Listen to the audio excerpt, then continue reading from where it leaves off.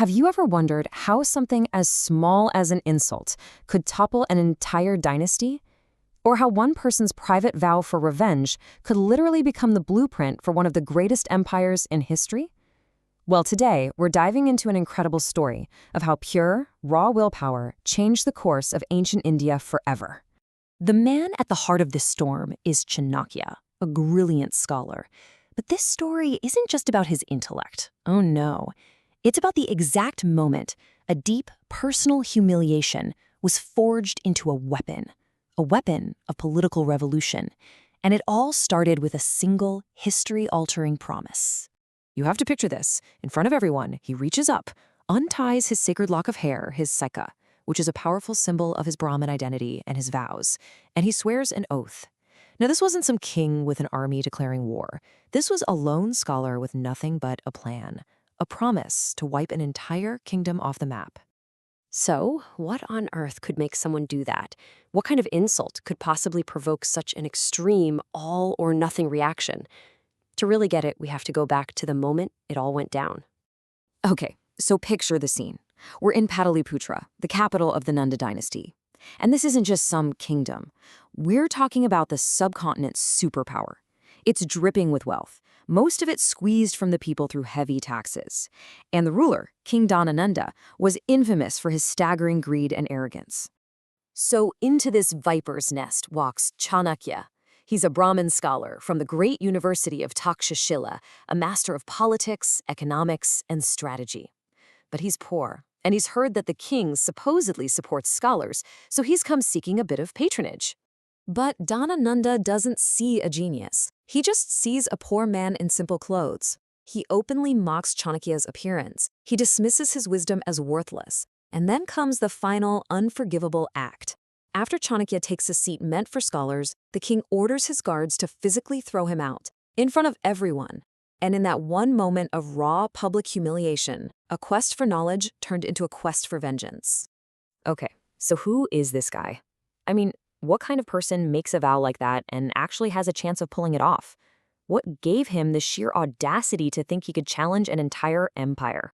You see, Chanakya wasn't just some ordinary scholar. He was an acharya, a top professor, at Takshashila, which was basically one of the ancient world's most prestigious universities. He didn't just study politics, he dissected it. He understood its machinery. His power didn't come from a royal bloodline or a big bank account. It came from a pure, razor-sharp mind. And this really gets to the core of who he was. Chanakya was a stone-cold realist. He wasn't interested in how the world should be. He was obsessed with how it actually worked. He studied the real gears of power: ambition, fear, loyalty, betrayal. To him, knowledge was useless unless you could wield it like a tool to build a state, or, in this case, to completely break one. But look, a vow and a brilliant mind aren't enough to topple an empire. Chanakya was the strategist, the mind, but he wasn't the warrior. He knew he couldn't do it alone. He needed an instrument, a weapon that he could sharpen into the king who would carry out his grand design. So after being cast out, Chanakya begins his search. And he doesn't rush it. He's patient, he's methodical. He's not just looking for some angry rebel who can swing a sword.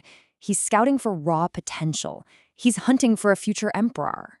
He actually considers two candidates. On one hand, you have Pabara, the king's own son, the obvious political choice for a pawn. But then Chanakya spots something else.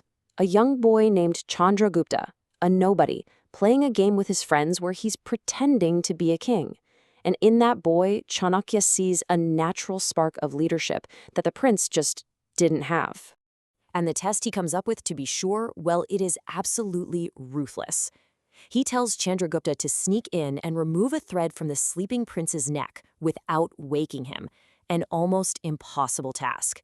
And Chandragupta understood this. So to prove his absolute resolve, he did the one thing that guaranteed success. He cut off the prince's head and brought back the thread.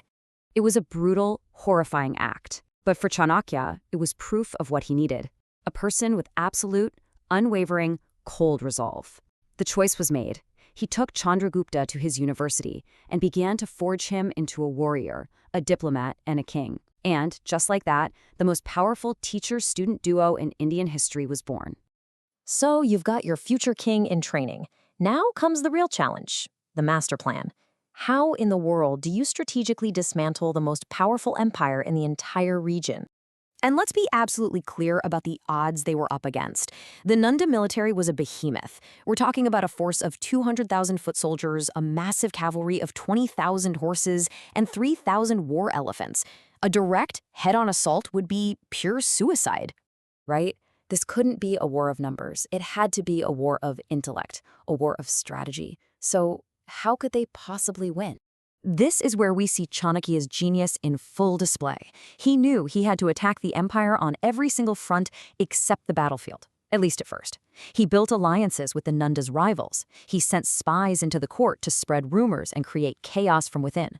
He crippled their economy by disrupting trade routes. And maybe most importantly, he tapped into the people's anger over the king's tyranny and heavy taxes, turning it into a popular rebellion. But even a genius has to learn from his mistakes. His first few military campaigns actually failed because he attacked the heart of the empire directly. As the legend goes, he overheard a mother scolding her child for burning his mouth by eating from the middle of a hot bowl of porridge. And for Chanakya, it was a light bulb moment. The lesson was clear. You start from the cooler edges and work your way in. So he changed his strategy to conquer the outer territories first, slowly tightening the noose.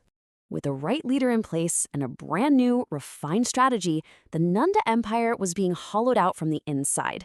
The stage was now set for the final act. Their conquest was slow, patient, and methodical. First, they took advantage of the power vacuum left in the northwest after Alexander the Great's retreat. Then, they systematically moved east, gobbling up the outer territories one by one. By the time they finally marched on the capital, Pataliputra, in 321 BCE, the Nanda regime was a hollowed-out shell. It didn't just fall, it completely collapsed.